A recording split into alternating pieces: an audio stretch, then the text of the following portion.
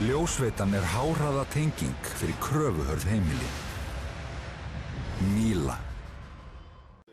Það gríðarlega mikilvægt að byrja vel í þessari undankeppni. Þetta sammála því á móti Hvíta-Rússlandi. Já, það ótrúlega mikilvægt að byrja sigri. Í undankeppni HM þá byrjum við á heimaleik á móti Sviss og rendum svolítið blint í sjóinn og ég veit ekki, heldum kannski við værum betri en við værum og okkur var stútað á heimavelli. Þannig að við höfum lært af því og ég held að við séum töluvert betur undirbúin núna. Sérstaklega ljósið þess að við fengum einn leik fyrir nokkrum dögum og erum búin að hafa smá tíma til að fara yfir það sem kannski gekk ekki vel og líka bara nú getum við einbeitt okkur að því sem við erum góðir í og reynt að gera það oftar. Freysi Ási væntanlega búin að sýna ykkur einhver myndbönd og hvað getur sagt okkur þetta hvíta-rússneska lið? Hvernig fótbolta vilja að spila? Ja, við vorum með góðan fund í dag þær og sáum klippur úr síðasta leik sem þær spiluðu bara í vikunni.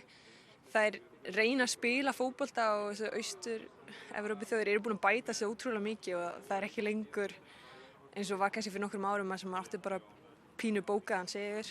Núna þetta betur spilandi þjóðir, þær eru tæknilega góðar, þær eru skipulaðar en við erum betri og það ekkert leyndarmál, við eigum að vinna leik en þetta alls ekki auðvelt og þær spila mjög aftarlega vellum, það verður alveg erfitt að spila í gegnum þær en við teljum okkur kunna leiðirnar í gegnum þær.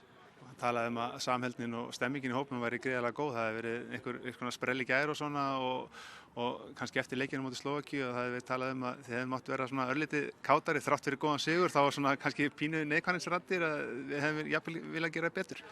Já, kannski pínu, ætli það sé ekki bara þannig þegar maður íþróttamaður í fremstu röð, maður alltaf að leita eftir einhverju fullkomnum sem náttúrulega ekki til og maður má ekki gleyma sér, það alltaf gott að vinna landsleik sama hver móturinn en bara væntingarnir eru bara þannig að maður áfæri leik og vinnur hann og síðan kannski spilar ekkert það vel, þá erfitt að vera alveg hátt uppi þegar manni, ég veit það ekki, fannst maður kannski ekki spila á 100% getu.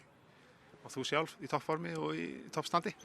Já, ég tel mig í góðu formi, það búið ganga ótrúlega vel með félagsliðinu mínum inn í öllum keppnum og stefnum á gull í öllu sem við erum að taka þátt í, þannig að það hefur gengið mjög vel í ár. Gangi vel. Takk. Takk. Notaðu N1 kortið og ef þú ert ekki með það, nældu þér í 1 á n1.is. N1.